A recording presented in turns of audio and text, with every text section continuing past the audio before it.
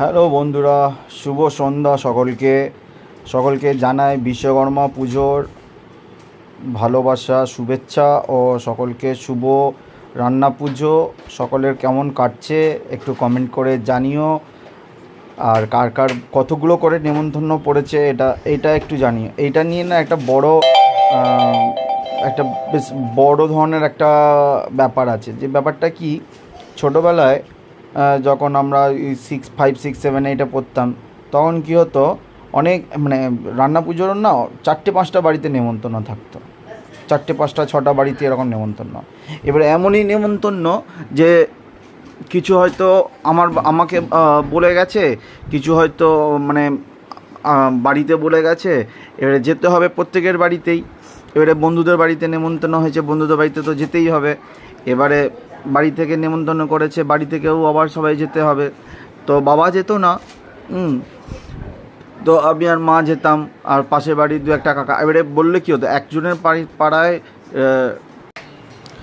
তারপরে কী বলতো, এবারে যখন খেতে যাব, ঠিক আছে, একই পাড়ায় যদি একটা পাড়ায় হয়, ধরো সবার সঙ্গে ঘনিষ্ঠতা থাকে, সবাই নেমন্তন্ন করছে। এবারে ওর বাড়িতে গেলাম, ওর বাড়িতে খাচ্ছি সব কিছু। না না না, বেশি দেবেন না, কম করে দেবেন। কেন, ওদের বাড়িতে নেমন্তন্ন আছে নাকি? হ্যাঁ, ওই সন্ধ্যেবেলা আর কি এসে বলে গেছিলো, ওখানে ওই খাবো না, একটু দেখা করে আসবো। তাদের বাড়িতে চলে যাওয়া, আবার তাদের বাড়িতে এই করে সবার বাড়িতে একটু করে মুখ মারতে হতোই। পরের যে জেনারেশানটা এলো, সেই জেনারেশানটা একটু অন্যরকম হয়ে গেল।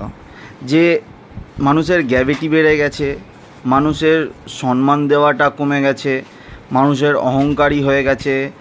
কিছু আগেকার মানুষ ছিল খুব মানুষকে খাওয়াতে ভালোবাসতো, এখনকার মানুষ খাওয়াতে ভালোবাসে না, খালি দাও দাও দাও দাও দাও দাও। তুমি যত দেবে, যত তার হয়ে বাহবা করবে, তত ভালো, না হলেই খারাপ।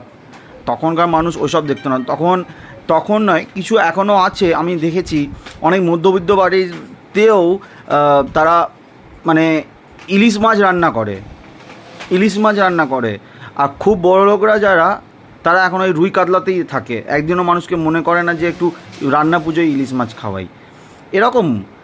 তো তখনের রান্না পুজো, বিশ্বকর্মা পুজোটা অনেকটা আলাদা ছিল, আর এখনের রান্না পুজো, বিশ্বকর্মা পুজোটা অনেকটা আলাদা। যদি একমত হও, কমেন্ট করে জানিও আমাকে।